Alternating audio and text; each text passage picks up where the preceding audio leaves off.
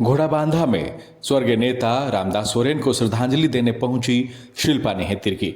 इस दौरान उन्होंने सबसे पहले रामदास सोरेन की पत्नी सूरजमणि सोरेन से मुलाकात की। कई देर तक उन्होंने उनके साथ चर्चा की।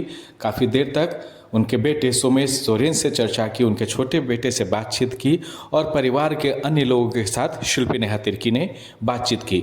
पूरे दिन आपने देखा कि किस तरह जेएमएम कोटे के मंत्री मुख्यमंत्री हेमंत सोरेन खुद और जेएमएम कोटे के कई मंत्री, प्रवक्ता, नेता, विधायक, तमाम लोग घोड़ाबांधा में स्वर्गीय रामदास सोरेन को श्रद्धांजलि देने पहुंचे।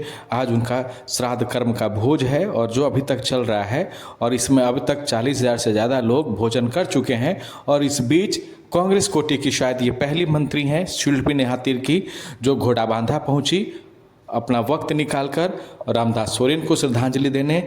इस दौरान श्रद्धांजलि देने के दौरान शिल्पा नेहातिरकी भावुक भी हुई, क्योंकि काफ़ी दिनों तक इन्होंने मंत्रिमंडल में रामदास सोरेन के साथ काम किया है। इनके मंत्रिमंडल में बतौर शिक्षा मंत्री ये थी और कृषि मंत्री शिल्पी नेहातिरकी, और दोनों ने एक अभिभावक के तौर पर रामदास सोरेन ने हमेशा शिल्पी नेहातिरकी का मार्गदर्शन किया है और इसके लिए हमेशा वो आभारी रहती हैं। हमेशा उन्होंने कई दफ़े उन्होंने कहा शिल्पी नेहातिरकी ने रामदास सोरेन को लेकर। और कांग्रेस कोटे की आप देख रहे हैं ये पहली मंत्री हैं जो घोड़ाबांधा पहुंचे हैं। इसके दौरान कई मंत्री भी पहुंचे कांग्रेस कोटे से भी, इरफान अंसारी भी पहुंचे हुए थे, माफ़ कीजिएगा। लेकिन ये जो भावुक पल है रामदास सोरेन को श्रद्धांजलि देने का, उनकी पत्नी के साथ चर्चा करने का, ये बेहद ही अविस्मरणीय है।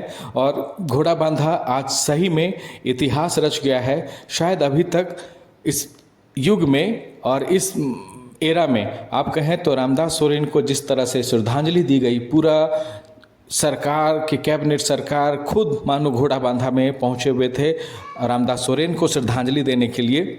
और शिल्पी नेहातिरकी भी इस दौरान पहुंची हुई थी, उनसे पुष्पांजलि अर्पित की, उनके तस्वीर पर उनके परिजनों से बातचीत की, काफ़ी देर तक वक्त बिताया।